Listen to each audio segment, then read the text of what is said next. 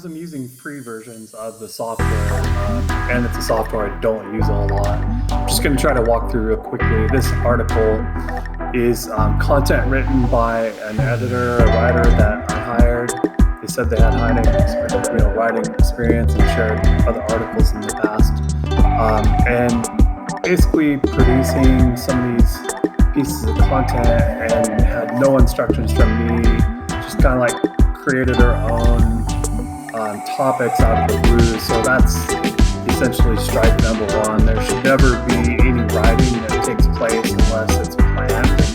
And that's a common issue with a lot of companies, unfortunately, especially when they're busy as a small business owner, for example, or a manager, and they've been given that task or assignment by somebody above them, whether it be an owner or a manager of another department that says, hey, we want this content, and please go out, find somebody to create content for us and write these articles. So when you do that and you lack specific instructions and systems and processes to follow, often this is what happens. You end up with, a general article that the heading is pretty lame. It's pretty weak. 10 tips writing best Instagram bios. I mean, that's not going to make me stop whatever I'm doing in the middle of the day and want to stop and take a look at it.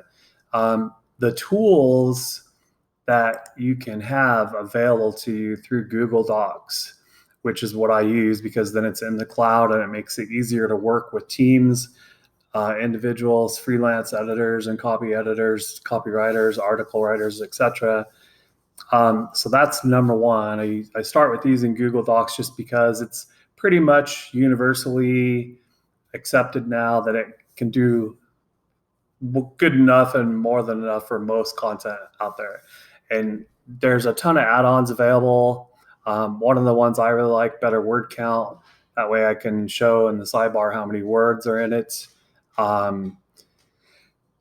This other little guy here is so that you can create basically types of content that you're always going to use in every piece that you create. So it helps reduce, continual retyping of certain parts of it. Doc secrets is if you want to be able to save it and share the document, making it hidden or parts of it hidden. This one is also key. The Doc SEO assistant, which you now see over here on the right, is helping us to look at, okay, what is the quality level overall of this article? It's telling us readability is 67%. SQ density, honestly, I'm not sure what that is, 3.4, word count 1493. And search volume, it shows 27,100. So essentially, it also is nice to be able to look at the scale and say, out of that 27,000, how many are done during certain months? Because there are peak months, especially with certain businesses like landscaping or roofers, etc. And so all that really matters when you're creating content.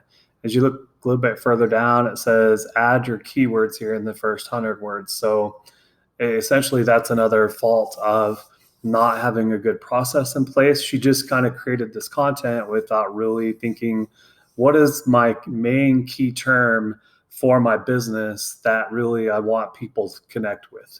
So that was missing. And so obviously it gives us a red mark saying keyword terms just not there.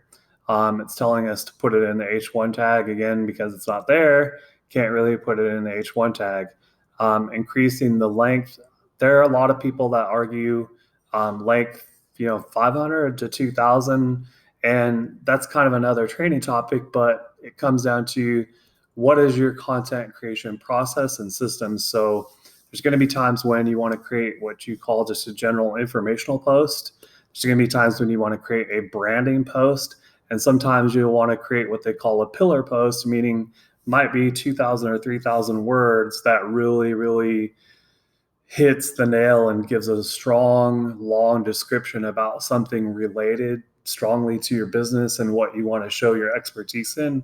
So that's why there's probably such a disparity. So the length really depends on what kind of content am I trying to create? Am I trying to create a frequently asked questions post and an answer post? Am I trying to create just a general informational post?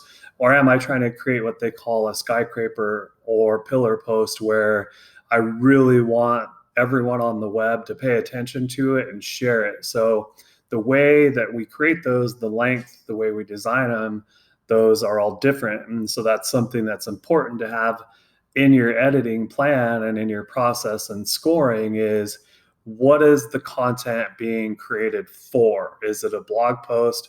Again, an informational post? Is it going to be used in an email? Are you going to post it on social media? Obviously, it can't be a Twitter post if it's 1,000 words, but it could be a couple hundred words linking to that post. So those are just all things to consider, and it's why the top portion, having your keyword nailed down and knowing why you're writing the article is important, so that you can use header tools that will give you something a bit stronger, like 10 writing tips to give you the best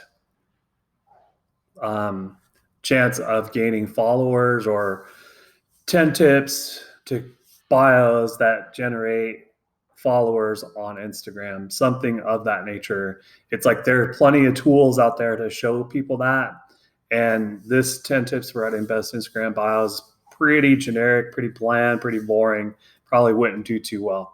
Again, there's tools that can help really automate that process and automate the scoring.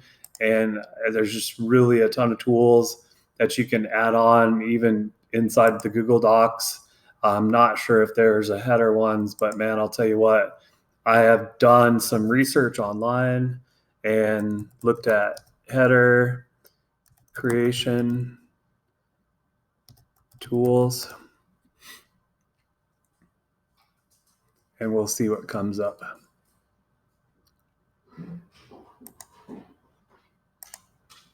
Maybe we'll get more specific and say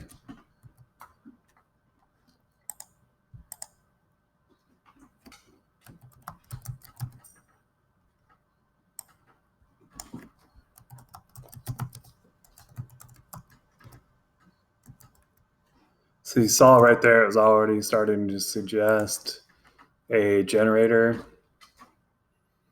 And that's why, really this job is not that hard. It's just you have to start developing patterns and processes and systems so that no matter what writer or whoever you stick in its place can basically backfill that job.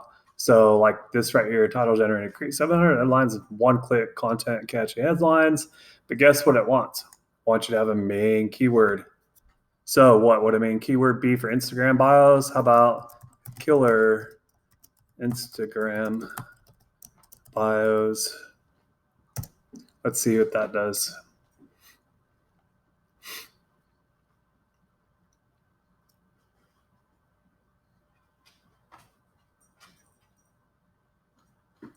Pretty cool how it tells you over here how many blog posts, how many websites, how many searches on that.